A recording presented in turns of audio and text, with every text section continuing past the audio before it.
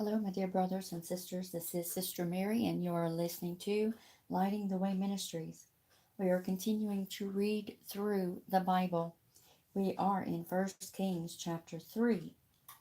Our title is The Good Shepherd.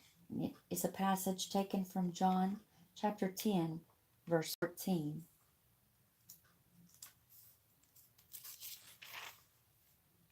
I am the Good Shepherd, and I know my sheep, and am known by my own.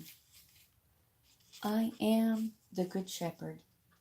Perhaps even Christ never spoke more fruitful words than these. Just think how many solitary, wearied hearts they have cheered, and what a wealth of encouragement and comfort there has been in them for all generations. The little child, as it lays itself down to sleep, cries, Jesus, tender shepherd, hear me. Bless thy little lamb tonight. And the old man lays himself down to die, murmuring to himself, Though I walk through the valley of the shadow of death, I will fear no evil, for thou art with me. I am the Good Shepherd. In all their sweet, homely simplicity, these words appeal to every heart. I know my sheep. That is a knowledge like the knowledge of a shepherd, or the shepherd, a bond of close intimacy. But he does not know them by reason of looking at them and thinking about them. It is something far more blessed than that. He knows me because he loves me. He knows me because he has sympathy with me, and I know him by my love, and I know him by my sympathy, and I know him by my communion. The shepherd's love is an individualized love. And my sheep know me, not by force or of intellect, not by understanding certain truths, all important as that may be, but by having our hearts harmonized with Him and our spirits put into sympathy and communion with Him. They know me. And rest comes with the knowledge they know me. And in knowing that knowing is the best answer to all doubt and fear. They are exposed to danger, but in the fold they can go quietly to rest, for they know He is at the door, watching through all dangers. We will begin with First Kings chapter 3. Now Solomon made a treaty with Pharaoh, king of Egypt, and married Pharaoh's daughter. Then he brought her to the city of David until he had finished building his own house, and the house of the Lord, and the wall all around Jerusalem. Meanwhile the people sacrificed at the high places, because there was no house built for the name of the Lord until those days. And Solomon loved the Lord, walking in the statutes of his father David, except that he sacrificed and burned incense at the high places. Now the king went to Gibeon to sacrifice there, for that was the great high place. Solomon offered 1,000 burnt offerings on that altar. At Gibeon the Lord appeared to Solomon in a dream by night, and God said, Ask, what shall I give you? And Solomon said, You have shown great mercy to your servant David my father, because he walked before you in truth, in righteousness and in uprightness of heart with you. You have continued this great kindness for him, and you have given him a son to sit on his throne, as it is this day. Now, O Lord my God, you have made your servant king instead of my father David. But I am a little child. I do not know how to go out or come in. And your servant is in the midst of your people, whom you have chosen, a great people, too numerous to be numbered or counted. Therefore, give to your servant an understanding heart to judge your people, that I may discern between good and evil. For who is able to judge this great people of yours? The speech pleased the Lord that Solomon had asked this thing. Then God said to him, Because you have asked this thing and have not asked long life for yourself, nor have asked riches for yourself, nor have asked the life of your enemies, but have asked for yourself understanding to discern justice. Behold, I have done according to your words. See, I have given you a wise and understanding heart, so that there has not been anyone like you before you, nor shall any like you arise after you. And I have also given you what you have not asked, both riches and honor, so that there shall not be anyone like you among us all your days. So if you walk in my ways to keep my statutes and my commandments, as your father David walked, then I will lengthen your days. Then Solomon awoke, and indeed it had been a dream. And he came to Jerusalem and stood before the ark of the covenant of the Lord, offered up burnt offerings, offered peace offerings, and made a feast for all his servants.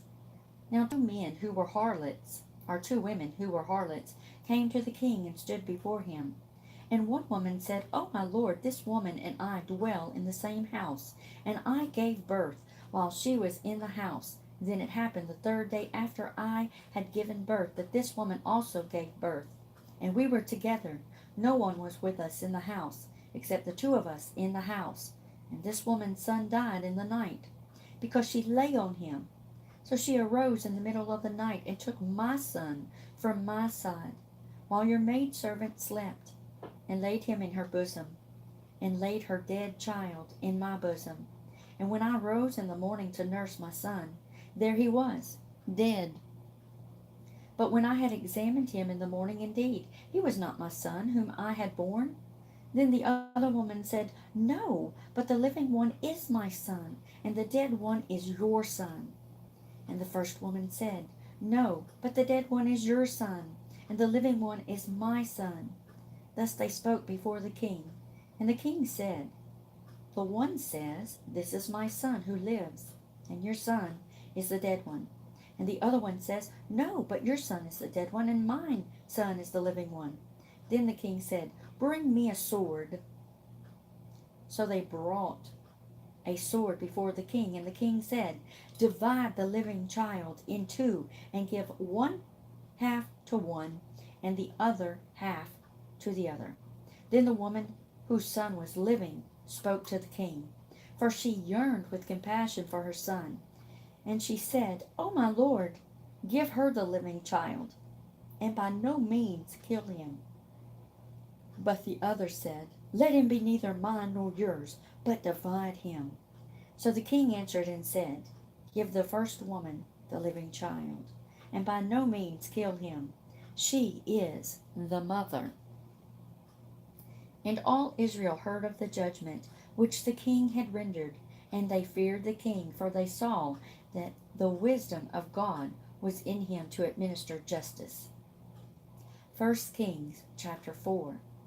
So King Solomon was king over all Israel, and these were his officials: Azariah, the son of Zadok, the priest; Elihoreph, and Ahijah, the son of Shishah; scribes: Jehoshaphat, the son of Ahilud, the recorder; Benaniah, the son of Joiada, over the army; Zadok, the Abiathar, the priest; Azariah, the son of Nathan, over the officers; Zebud, the son of Nathan, a priest and the king's friend; Ahishur, over the household; and Adon-Iram, the son of Abda, over the labor force. And Solomon had 12 governors over all Israel, who provided food for the king and his household. Each one made provision for 1 month of the year. These are their names: Ben-Hur, in the mountains of Ephraim; Ben-Decker, in Makaz; Shelbim, Beth-Shemesh, and Eliam, Beth-Hanan; Ben-Hesed, in Arabah. To him belonged Socho, and all the land of Hepher; Ben-Abinadab, in all the regions of Dor. He had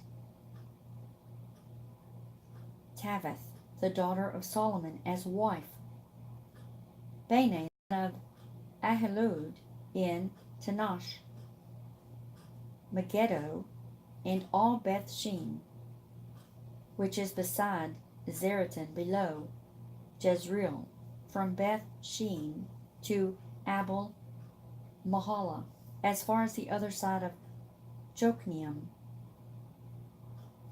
Ben Gerber, or Gabar, in Ramoth Gilead. To him belong the towns of Jair, the son of Manasseh, in Gilead. To him also belong the region of Argob in Bashan, 60 large cities with walls and bronze gate bars. Ahinadab, the son of Iddo, in Mahanaim. Ahimaaz in Naphtali. He also took Basemath, the daughter of Solomon, his wife, Benai, the son of Hushai, in Asher and Aloth, Jehoshaphat, the son of Paruah, in Issachar, Shemi, the son of Elah, in Benjamin, Geber, the son of Uri, in the land of Gilead, in the country of Sihon, king of the Amorites, and of Og, king of Bashan. He was the only governor who was in the land. Judah and Israel were as numerous as the sand by the sea in multitude, eating and drinking and rejoicing. So Solomon reigned over all kingdoms from the river to the land of the Philistines, as far as the border of Egypt. They brought tribute and served Solomon all the days of his life. Now Solomon's provision for one day was 30 cors of fine flour, 60 cors of meal, 10 fatted oxen, 20 oxen from the pastures, and 100 sheep, besides deer, gazelles, roebucks, and fatted fowl. For he had dominion over all the region on this side of the river of Tifshah, even to Gaza, namely over all kings on this side of the river. And he had peace on every side all around him. And Judah and Israel dwelt safely, each man under his vine and fig tree, from Dan as far as Beersheba, all the days of Solomon. Solomon had 40,000 stalls of horses for his chariots, and 12,000 horsemen. And these governors, each man in his mouth, provided food for King Solomon and for all who came to King Solomon's table. There was no lack in their supply. They also brought barley and straw to their proper place for the horses and steeds, each man according to his charge. And God gave Solomon wisdom and exceedingly great understanding and largeness of heart like the sand on the seashore. Thus Solomon's wisdom excelled the wisdom of all the men of the east and all the wisdom of Egypt. For he was wiser than all men, than Ethan the Ezrahite, and Heman, Shalcol, and Darda the son of Mahal. And his fame was in all the surrounding nations. He spoke 3,000 proverbs, and his songs were 1,005. Also he spoke of trees, from the cedar trees, Lebanon, even to the hyssop that springs out of the wall. He spoke also of animals, of birds, of creeping things, and of fish. And men of all nations from all the kings of the earth who had heard his wisdom came to hear wisdom of Solomon. Psalm chapter 68, verses 15 through 20. A mountain of God, the mountain of Bashan. A mountain of many peaks is the mountain of Bashan. Why do you fume with envy, you mountains of many peaks? This is the mountain which God desires to dwell in. Yes, the Lord will dwell in it forever. The chariots of God are 20,000, even thousands of thousands. And the Lord is among them, as in Sinai, in the holy place. You have ascended on high. You have led captivity captive. You have received gifts among men, even from the rebellious, that the Lord God might dwell there. Blessed be the Lord, who daily loads us with benefits, the God of our salvation. Selah. Our God is the God of salvation, and to God the Lord belong escapes from death. Proverbs chapter 17, verses 10 through 12. Rebuke is more effective for a wise man than 100 blows on a fool. An evil man seeks only rebellion. Therefore a cruel messenger will be sent against him. Let a man meet a bear robbed of her cubs, rather than a fool in his folly. John chapter 10, verses 1 through 23. Most assuredly I say to you, he who does not enter the sheepfold by the door, but climbs up some other way, the same is a thief and a robber. But he who enters by the door is the shepherd of the sheep. To him the doorkeeper opens, and the sheep hear his voice, and he calls his own sheep by name and leads them out. And when he brings out his own sheep, he goes before them, and the sheep follow him, for they know his voice. Yet they will by no means follow a stranger, but will flee from him, for they do not know the voice of strangers. Jesus used this illustration, but they did not understand the things which he spoke to them. Then Jesus said to them again, Most assuredly I say to you, I am the door of the sheep. All who ever come or came before me are thieves and robbers, but the sheep did not hear them.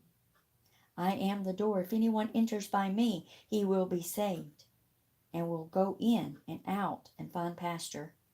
The thief does not come except to steal and to kill and to destroy. I have come that they may have life, and that they may have it more abundantly. I am the good shepherd. The good shepherd gives his life for the sheep. But a hireling, he who is not the shepherd, one who does not own the sheep, sees the wolf coming and leaves the sheep and flees. And the wolf catches the sheep and scatters them. The hireling flees because he is a hireling and does not care about the sheep. I am the good shepherd, and I know my sheep, and am known by my own. As the Father knows me, even so I know the Father, and I lay down my life for the sheep. And other sheep I have which are not of this fold, them also I must bring. And they will hear my voice, and there will be one flock and one shepherd. Therefore my Father loves me, because I lay down my life, that I may take it again. No one takes it from me, but I lay it down of myself.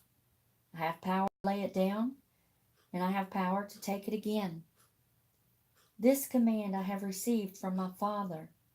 Therefore there was a division again among the Jews because of these things. And many of them said, He has a demon and is mad. Why do you listen to him? And others said, These are not the words of one who has a demon. Can a demon open the eyes of the blind? Now it was the feast of dedication in Jerusalem, and it was winter. And Jesus walked in the temple in Solomon's porch.